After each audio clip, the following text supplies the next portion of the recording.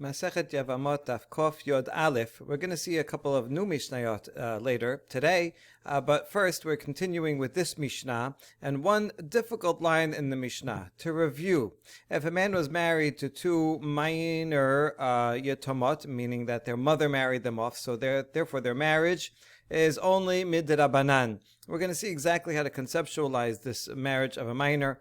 Anyway, he's married to two, and he dies, so then the Avam has to do something with these two women who are both minors. And so the answer is he can do bi'ah or chalitza with either one. Same as if they were two adults. If they're two adults, then they're both de'oraita, and you can't do yibum with both or chalitza with both. Rather, you do yibum with one and the other one goes free, or chalitza with one and the other one goes free. And it doesn't matter which one in this case, because they're both derabanan, so therefore the strength of the zikah is equal to the strength of the yibum or chalitza that he will do, and therefore it is effective in either freeing or marrying one and the other one going free. Good. And the same is true with marriage to a deaf woman, which also is derabanan. We're going to think about how to conceptualize precisely what that means, what kind of level of marriage it is. But whatever it is, since they're both the same, however she was married, let's say 50% married to the original brother because she's deaf, and he dies, so therefore the zikah is 50%, and if he does yibum, then that would be a 50% yibum. In the case of Chadashot, the Gemara noted, you can't do chalitza, that's a rule, you can't do chalitza with a deaf person because they can't read the Pesukim, but if you do yibum with one, the other will go free. Okay, so those are pretty clear, but then we have a strange case. Ketana vechereshet. A man is married to two women, one is a minor, and one is deaf. So both of these marriages are not full marriages. The thing is, they're not full in different ways. You might have thought, oh, it's the same. But no, they are different. And therefore, with the bi'ah with one does not free the other. He has to do something to take care of the zikah, both for the katana and the chereshet. And this is a puzzle because he can't do yibum with one. Once you do yibum with one, you're not allowed to do with the other. Once you do chalitza with one, you're not allowed to do yibum with the other. And chalitza doesn't work for the chereshet. So how are you going to figure something out that both of these women can have some kind of future, either with the avam or at least be able to be married to someone else? That's going to be the opening question of our daf, and we're actually starting on the bottom of Kof Yod Amud Bet. So here we go. Chareshet, ketana vechereshet vechule. Amar Rav Nachman, ashkachte l'Rav Ada barahava u'Rav Hana hatane. Tiatve v'kamakvu akvata b'shuka depumpedita be'amri. So Rav Nachman says, I saw Rav Ada and Rav Huna, son-in-law, and they were sitting and they were posing challenges to each other in the marketplace of Pumbedita. This is fantastic, just like trivia. Where did the rabbi study? Sometimes in the Bet Midrash, sometimes in the Bet Knesset, sometimes in a private home, but sometimes they just went to the marketplace and they're challenging each other with difficult questions while they're sitting there in public. And so then you have lots of students coming, and they're all, coming and listening. Ve'amri, ha'ditnan ketana ve'chereshet en bi'at achat mehen poteret sarata. So they quoted our Mishnah, that if a man is married to two women, one is a minor and one is deaf, and he dies without children, so then doing bi'ah with one will not release the co-wife. That's only if the man who died was himself an adult who can hear. And therefore, from his perspective, both wives are equally married to him. He's going in, the Rav Nachman here is assuming that the marriage, the wife that the one who will die likes better, the wife who he likes better has the stronger marriage, and therefore as follows: so we don't know, does he prefer the wife who's a minor or the one who is deaf? See, if he prefers one, then the idea is that marriage is stronger. So therefore, if you do yibum with the stronger marriage, it will release the co-wife. Just like if someone's married to an adult and a minor, two women, an adult and a minor. If he does yibum with the adult, then the minor can go free, because that is a deoraita level. Yibum will for sure take care of the drabanan. The other way around, taking care of the weaker one will not undo the zikah of the stronger one. So here, in the case where the man is of hearing and an adult, so he may like either one better, and there's a reason to like each one better. On the one hand, the one who's a minor will eventually come to full intellectual capacity, so maybe he feels more of a connection to the minor. Or maybe he likes the one who's deaf because she's an adult, and so therefore they can have bi'ah together, and so he feels more of a connection to her. This incidentally shows that the general rule was that even if someone married a minor, they did not consummate until they became an adult. Okay, so therefore we don't know the person's state of mind. We don't know which wife he felt a stronger connection to, and therefore we have to treat them as equal, and therefore yibum with one will not free the other. However, if the brother who died was himself deaf, then for sure he felt a stronger connection to the deaf wife. After all, she's an adult, and therefore he has bi'ah with her, and she's deaf like him, and so they can sign language together, and so he feels more kindred spirit and a stronger connection for sure with the deaf adult wife than with the minor wife. Okay, so that was a statement. But then, but Rav Nachman said to them, that's what the other people around said. But Rav Nachman said, no, I don't agree.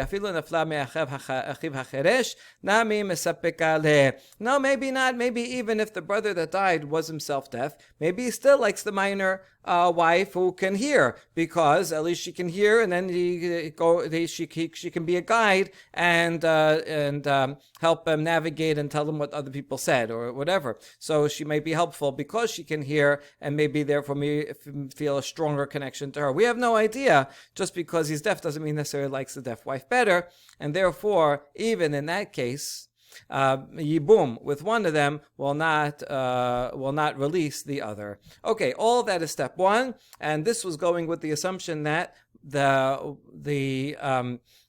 whichever wife he likes better is the stronger marriage, and therefore yibum with that will release the other. Okay, so that is one way of conceptualizing these two weddings, these two marriages. But now we're going to come to a completely different conceptualization as follows. Kesad takanatan. The question is, what can be done so that both of these wives, the minor and the deaf one, can have a future married to someone? Amarav Chista Amarav Kones Hachareshet Umosi'a Beget V'uktana Tamtin Ad Shetagdil V'tahalos. So for the deaf woman, he can't do chalitza to the deaf woman, right? Because a woman cannot do chalitza. We know that as a principle. So therefore, there's no choice but to do yibum with the chayareshet. After you do yibum, hold on. So that's one. So now he's married to the chayareshet, which is possible. Although it's still going to be a type of marriage that you can only do with the chayareshet. Fine. Now, what are you going to do with the ketana? Can he do yibum? No, because he already married the chayareshet. So you can't do yibum twice. Can't be married to two of the co-wives, so for sure he has to do chalitza. The problem is that she is a minor, so you have to wait. So wait till she's old, and then wait till she's an adult, and then you do chalitza with her. Now it kicks in another problem. If indeed the ketana is a chalutza, a man is not allowed to do chalitza with one and then do yibum with the other. And therefore, since he did yibum with the chalutza, and maybe that was necessary, and the one for the chereshet was not necessary. We'll see for a second why we would think that.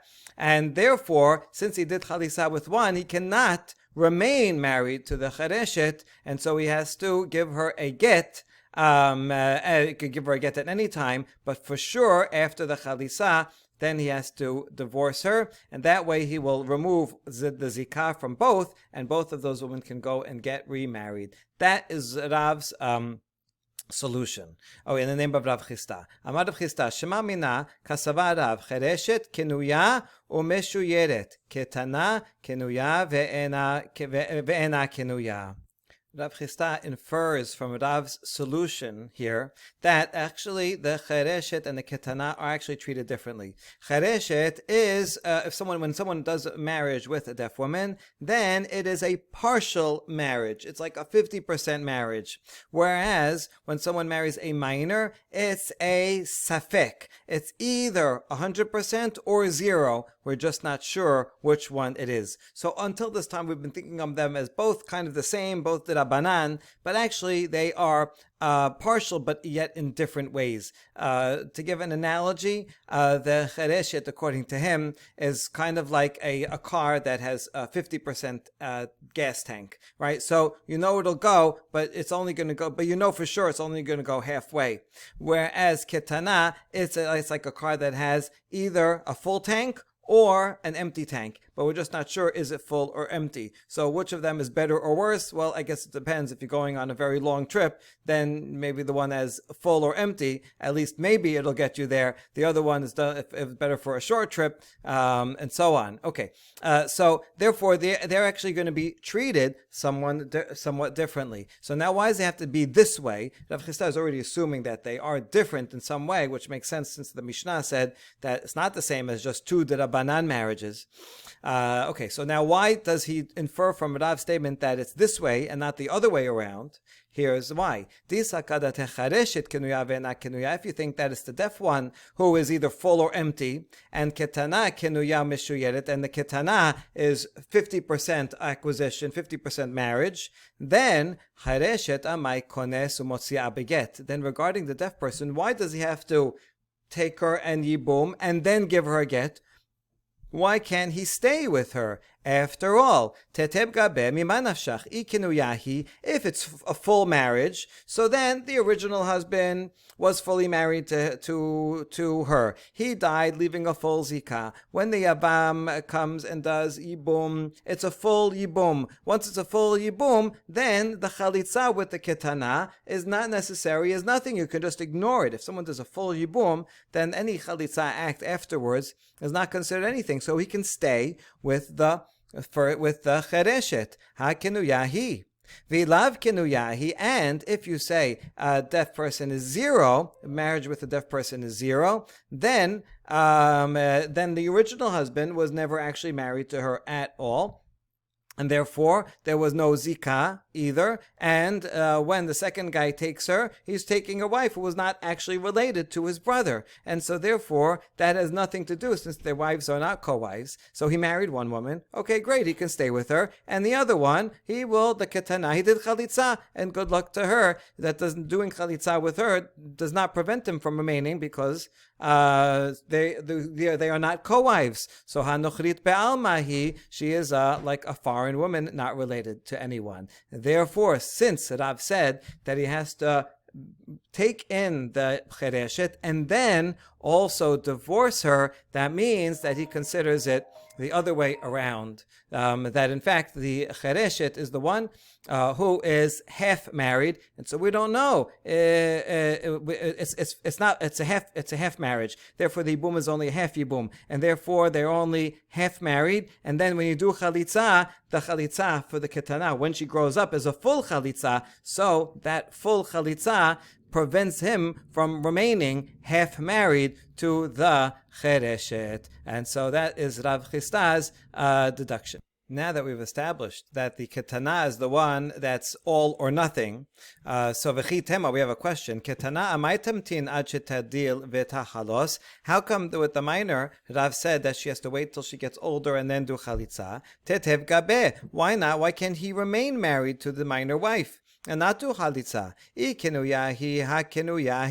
If we say it's a full marriage, so then he is fully married to her, and so he can remain with her. And if a marriage with a minor is 0, then the brother was never married to her, And therefore, Nochrita Be'almahi, she is not actually related. They're not co-wives, so he can go and marry her if he wants. In other words, either way, he can have Bi'ah with her, and either it's a proper Yibum, and so then it'll be a full marriage, or it's nothing, and therefore the dead deceased brother was never married to her in the first place, and so now he can go and marry her. They're not related. So the problem there is that, yes, he could do that, but the problem is that then the other wife who is deaf will have no way of being released from the marriage, because if he takes once he takes the ketana as a wife, then there is a possibility that that's the yibum, and then he cannot do chalitza on the chereshet because chereshet cannot do chalitza, and he cannot marry her because he already did yibum with one co-wife. He cannot do it with the other wife, and then she'll be stuck. So that's the problem. That's why he has to wait till the minor grows up and does chalitza with her. Okay, what Rav Chisda just said, and according to Rav, that he figured out that the ketana is all or nothing, and it's the chereshet that's 50-50. He says actually makes a lot of sense, and we can prove it from the following baraita, the Tanya. Now we have two brothers married to two sisters. So this is similar to the previous case where it's one man married to two wives, but here it's two separate weddings. Two brothers married to sisters, which makes a slight difference in that if someone is fully married to one of the sisters, or even partially married to one of the sisters, he cannot take the other in Yibum, because that would be his wife's sister. And if it is in fact a full marriage, then the Yevamot can go free. So that would be the difference here. But otherwise, the cases are similar. There are both of the wives are sisters, and they are orphans, ketana vechereshet. One is deaf, one is a minor, and one is deaf. Met bala shel ketana chareshet yosa beget. If the husband of the ketana, of the minor one, dies, so that means the Yevamot is a minor. So then, what do? The chereshet, which is the Yavam's own wife, she has to leave him, because now he has a zikah with this ketana. When he has a zikah with the ketana, his own wife is achot zikukato. See, because their marriage isn't full, and since it's a partial marriage, so now he's prohibited to his own wife, and so he has to give her a get. And the minor then will minor will grow up and do chalitza, as we had in the previous case. Now the other way around, met bala shel chereshet, if the husband of the deaf one dies, so that means the Yevamot is deaf, and so no, can't do chalitza. Ketana yosa beget, so his own wife, again, who's a minor, he has to divorce her because he has a zikah to his wife's sister, and since she's a minor, so then not clear if that's a marriage or not. It's a safek marriage, and so he cannot remain with her. He has to divorce her. Vechereshet asura leolam, and then the other wife, the deaf one, he can't do anything with her because he can't do chalitza with her, and he was married to the sister, so he can't take her in yibum either. So she is stuck. However, if they violate the law and he does yibum, he does bi'ah with her, then he can afterwards give her a get, and then she will be, then she can go free. So by violating, not that they should do that, but if they do that, then it will work to free her, because then if it required yibum, then that will be the yibum, and then she can go free. But she can't do it on purpose because she was married to the sister, even though it's only a minor marriage. Now, that's the Braita. Here's Rav Sheshet's proof. So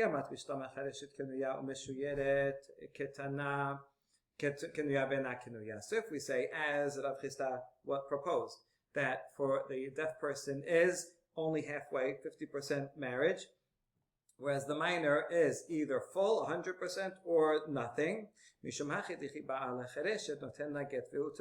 that would explain the very last case in the Braita, that if he did, he wasn't supposed to because he doesn't know what the status is, but if he did have bi'ah with the chereshet, then he can give her a get and she will go free. Because no matter what you consider the ketana, full or nothing, it'll work. If she is a full marriage, well, he is married to that minor, and therefore the chereshet could have gone free to begin with. The fact that he had bi'ah was prohibited because it's his wife's sister, so he violated the prohibition. But she was able to go free from the beginning, so certainly now she can go free. And if the marriage of a minor is worth 0, so therefore he is actually not married to the sister, so he can do yibum. So good, he did yibum and then the get, and then also she could go free. So you see, the whole baraita makes sense in that scenario. Ketanat kinuya mishuyet, because the other way around, and it's the a deaf marriage is half 50%, and is all or nothing, and the minor is 50%. Then kibal chareshet amaino ten get vehutra. Even if he does violate the law and is with the bi'ah and has bi'ah with the deaf person, why can he give her a get and then she could go free? Havia le bi'ah pisula, bi'ah pisula lo petara. This is considered the category of bi'ah pisula. Since the minor is 50%, so for sure he is violating a law, right? 50%. This is his 50% wife's sister. So he's 50% not allowed to be with her. So that bi'ah that he does is an invalid bi'ah. An invalid bi'ah does not work to release her to go and get married elsewhere. It does that bi'ah, does not release the other person, and it doesn't undo the zikah. And so you see this, then this wouldn't be the law if we said it the other way around. All right, so that seems to be good proof, but we say maybe not. Maybe it is, and in fact, it's not a good proof, because maybe this baraita is the opinion of Rabbi Nechemia, who says even if a bi'ah is invalid bi'ah, because he may very well be married to the sister of the Yevamot, and she wasn't supposed to have bi'ah, nevertheless, although it's an invalid bi'ah, she doesn't require chalitza. It undoes the zikah, and so we have such an opinion. And maybe our baraita would be that opinion, in which case Rav Sheshet would lose his proof. So we say no, that can't be. Look at the continuation of that baraita. Misha nasui shitei yetomot ketana vechereshet vamet bayavam ala ketana vechazar uba al hachereshet. So it's a variation of the previous case, where a person is married to a minor and a deaf person. He dies. Ba yavam ala ketana. So the yavam has bi'ah first with the ketana, and then with the deaf person. Or after the yavam has bi'ah with the ketana, then a brother, one of his brothers, another one of the yavamin, is with the deaf co-wife. Both of them are going to be prohibited. Because now they're both, to some degree, half married, so they prohibit each other. What can they do so that they can go free? So the deaf one, she can receive a get and then go free, and the minor, she have to wait till she gets older, and then she does chalitza, similar to what we've seen in the previous case, in the previous cases. Okay, now that's the continuation of the baraita. Now here's the proof that this cannot be Rabbi Nechemia.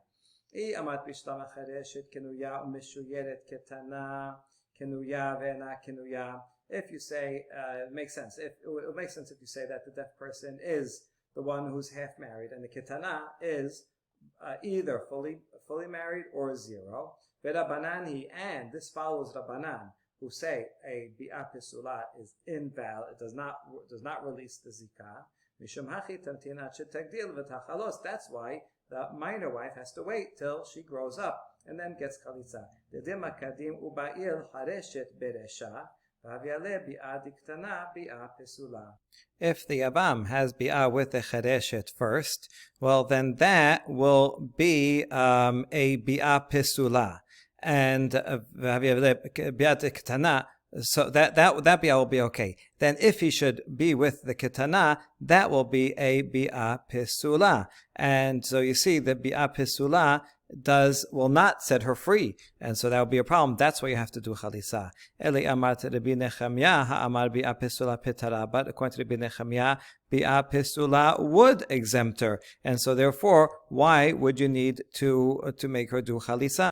Therefore, according to Rabbi Nechemia, the case of the Braita, where the Yavam first has bi'ah with the ketana and then with the chereshet, well, it's true. The one with the chereshet is a bi'ah pesula. But so what? The bi'ah pesula works, and therefore she would go free, and the ketana would also go free. She may very well need a get, but just in case that is a full marriage, but the katana would certainly not need chalitza. And so you see the end of the Braita here that says that she should require chalitza cannot possibly be the opinion of Rabbi Nechemia, who says even if bi'ah pesula exempts her, and then she would breaks the zikah, so chalitza would not even help in such a case.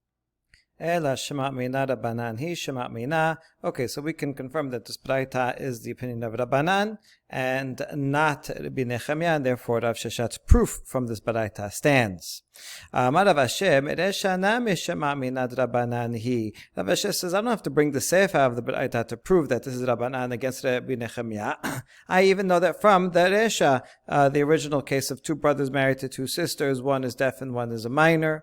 Tikatani im ba'ala cheresha noten la get vehutra, where if the chereshet, the deaf one, is the Yevamot, and he is not allowed to be with any because he may be married to the sister who was a minor, so he has to leave both of them. But if he violates that law and does have bi'ah with the chereshet, he can give a get, and then she can go free. Fine, everyone would agree with that. How come that Braita does not say the opposite case? If the minor is the Yevamot, it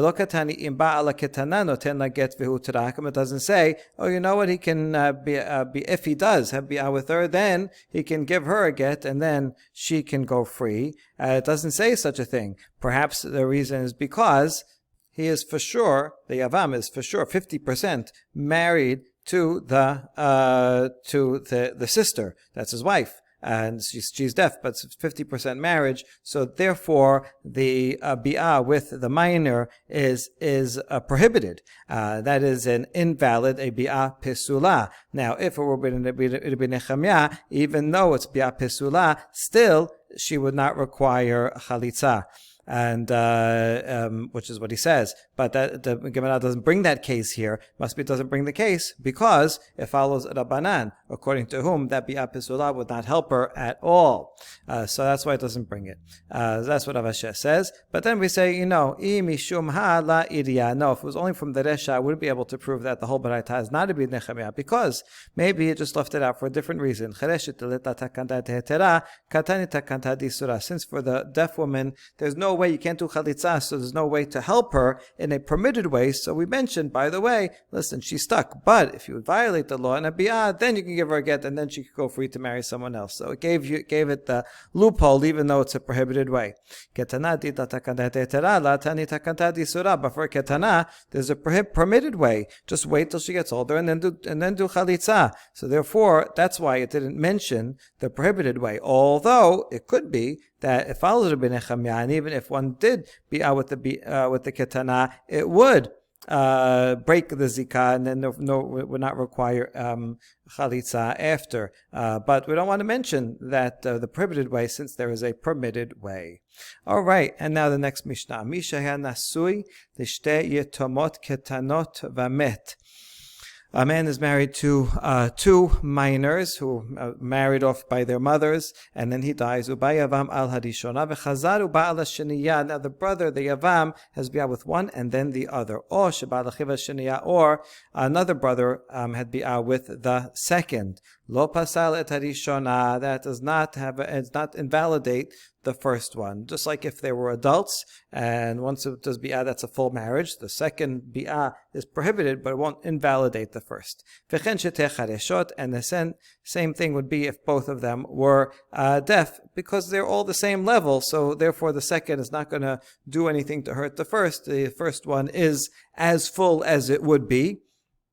and the second one is not going to invalidate the first. However, katana v'chereshet, baya bam leketana v'chazar ba lechereshet, o sheba acheva lechereshet pasal et ketana. If someone has bi'ah, so that's yibum first with the minor, and then here or another brother comes upon the chereshet. It could be that the chereshet has in some way more power than the yibum with the ketana, and therefore, since there is a yibum with the that's more powerful, it will invalidate the first bi'ah. The other way around, Bayavam ala chereshet v'chazar ba leketana, or sheba achiva leketana pasat hachereshet. The other way around is also the same, because once again, the first bi'ah with the chereshet has a certain power, but the ketana has may have more power in a different sense, and therefore. The first one's only partial yibum, and the second one, that could be a more full yibum, will invalidate the first one. I explained this Mishnah according to the sages of Pumbedita that we started today with, where different marriages can have different force depending on the circumstances. Although one could also read this according to Rav Chista's formulation, and then the reasoning would be a bit more complicated. So I explained it in a simpler way. Okay, pikachat vechereshet. If a person a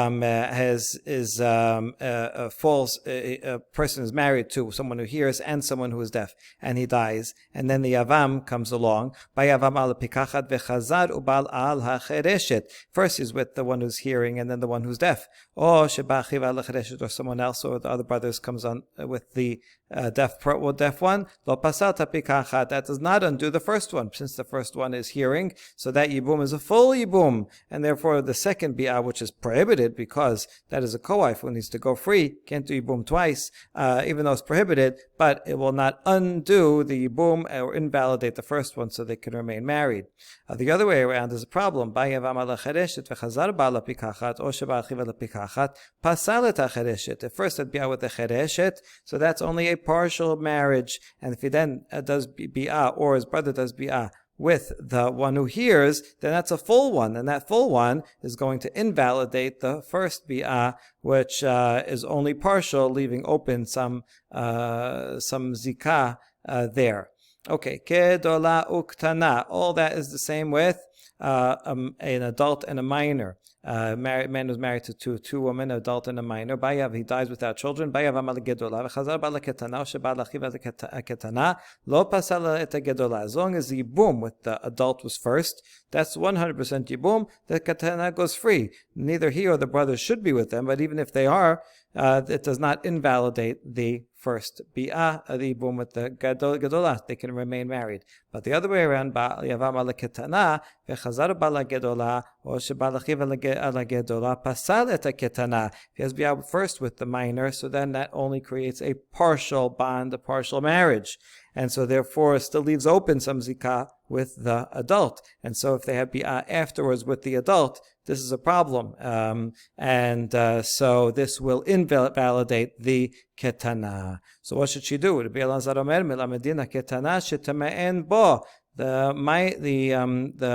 The minor should do mi'un, refusal, because she can. She's a minor. She can refuse, go back and refuse the original husband who she was married to, and therefore she is out of the picture. And then the gedola he can go ahead and continue with the yibum of the gedola without any problem, and can remain with her. If not, if she doesn't do yibum, then he is partially married to the first, and now bi'ah with the second will say, now once you did yibum with the gedola, that will mean that he cannot remain with the ketana, nor can he remain with the gedola because he's partially married to the ketana. But if she refuses, then that will solve the problem.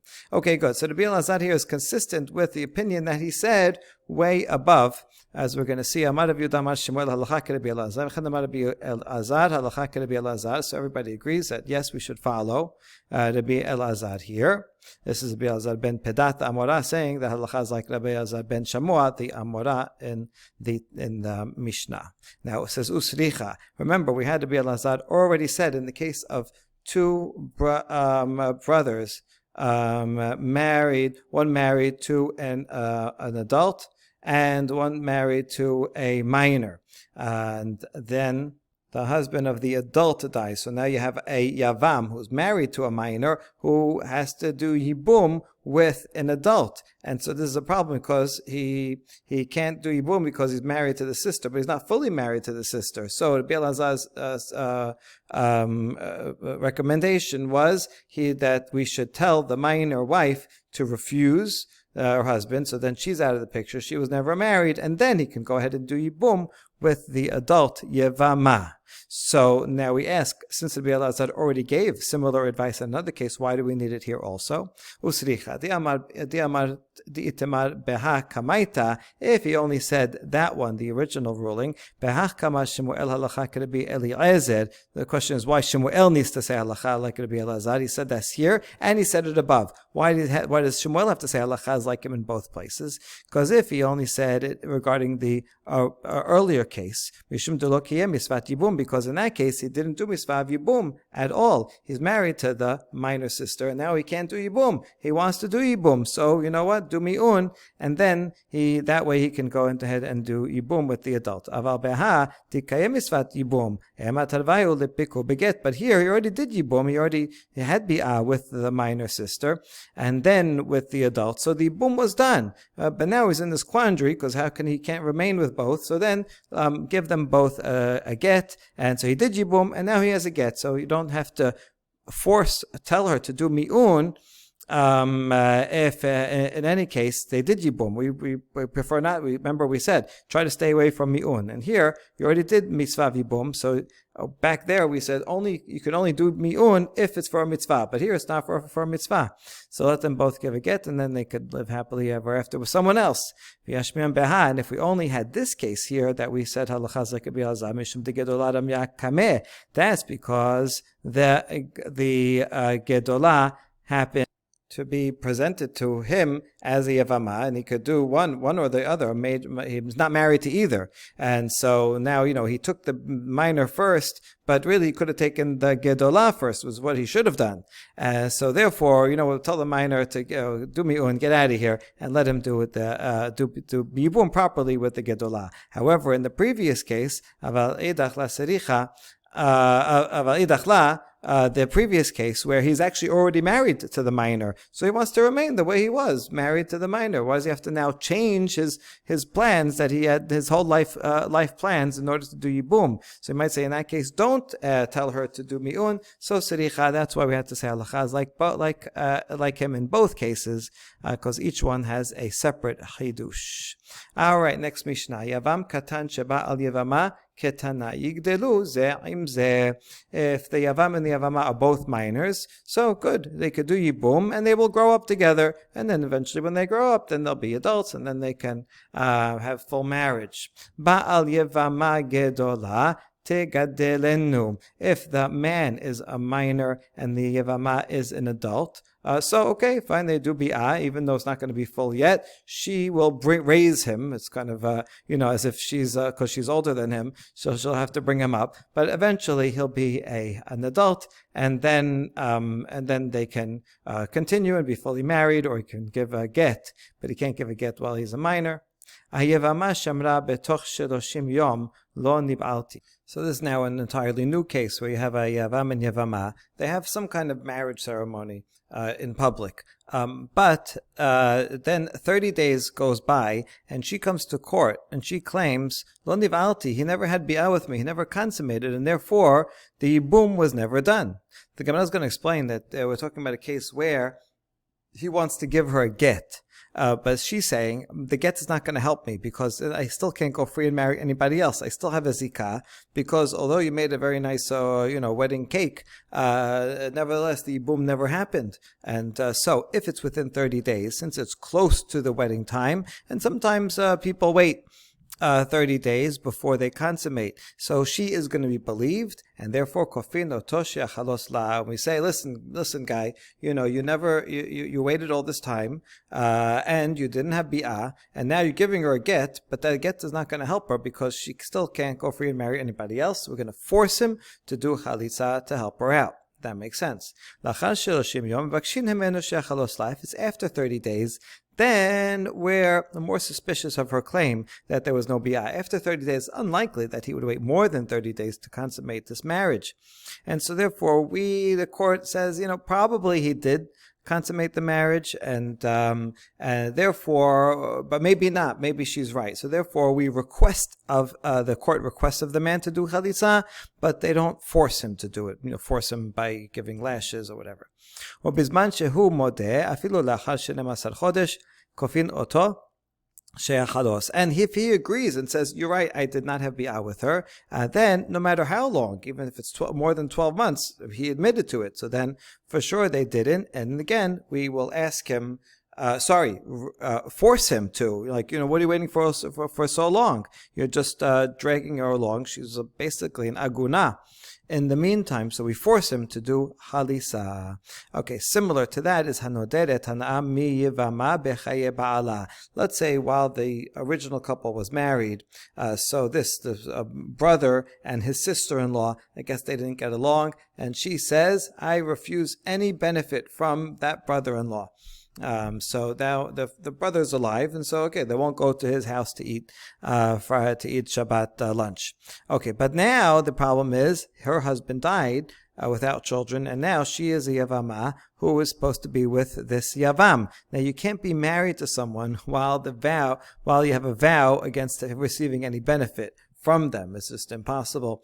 You won't be able to have any relationship that way. So in that case, so we tell him, listen, you have to give chalitza to her because there's no way you can get married. And she already, whatever, you had some fight or whatever before this ever occurred. And so, if there's some way to undo the vow, you could undo the vow, but assuming that there's not, so we tell him you have to let her go free. You can't marry since you can't do yibum, so you have to do chalitza, and the court will force her. But if only after her husband died, she says, I guess she really doesn't want to do yibum. She makes a vow, I will never have benefit from that man. Now, you can't do yibum, but since she did it afterwards, with this in mind, or even maybe she saw her husband is kind of sick and she may die, and already while the husband is alive, she makes this vow so that she won't have to do yibum. In both of these cases, we say, listen, please give her chalitza. She wants out.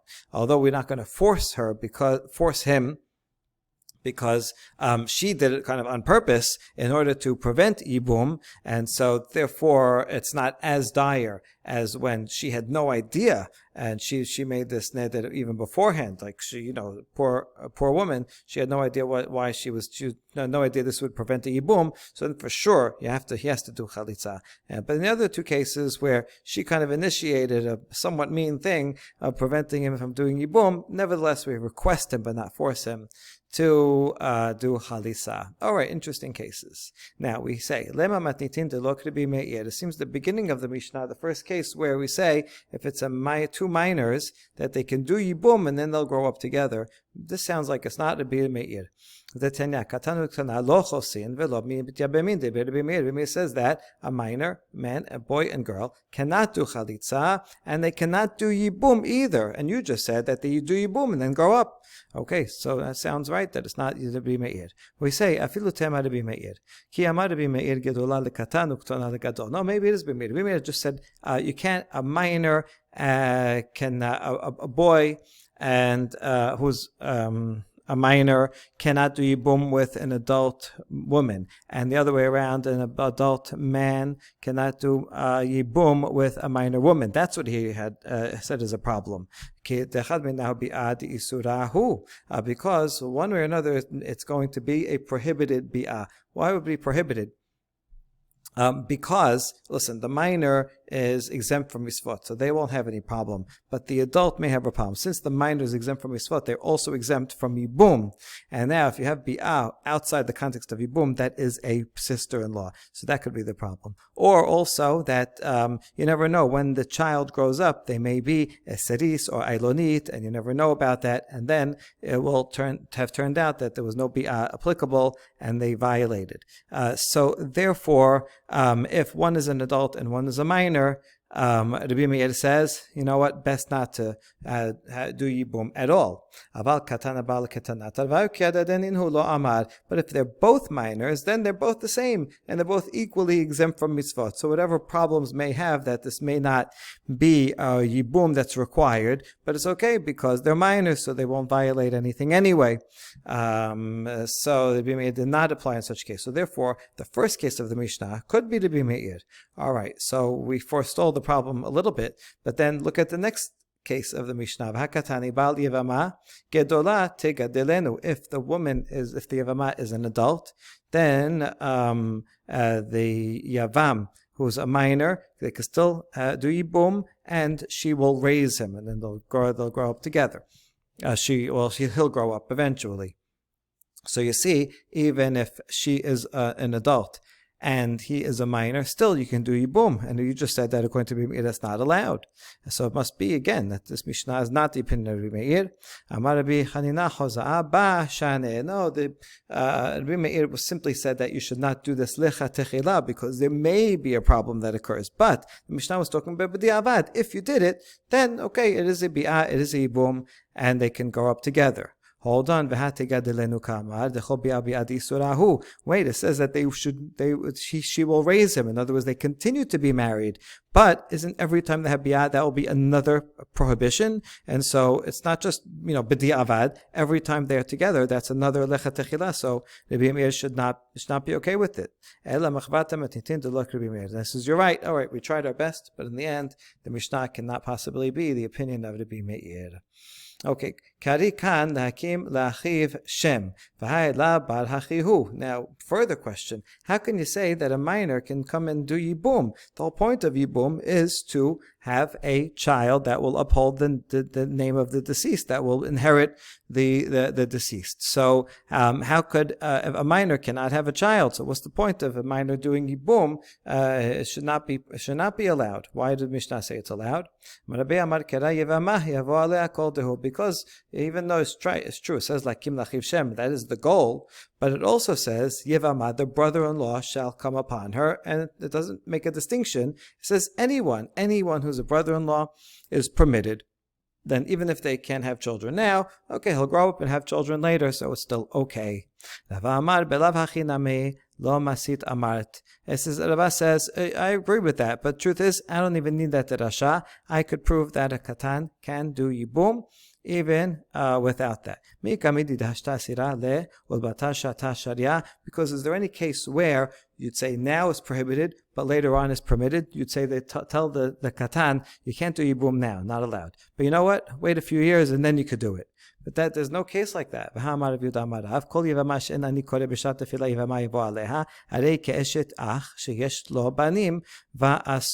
has a principle that anytime you have Yevamah, that right now, at the time of the death of her husband, you cannot apply that the brother-in-law will be with her. She then becomes prohibited then and forever. And forever after, she will be a brother's wife, like who has children, where yibum does not apply.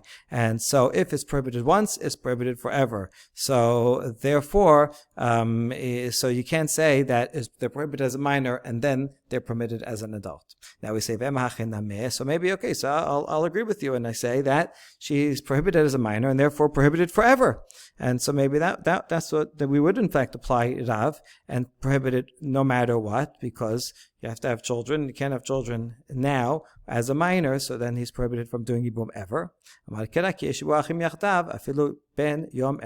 another pasuk says, if two brothers are living together, we learned that they have to be alive at the same time. And the point we're learning furthermore that even if they're just 1 day old, as long as he is alive at the time, of the decease of when the other brother dies.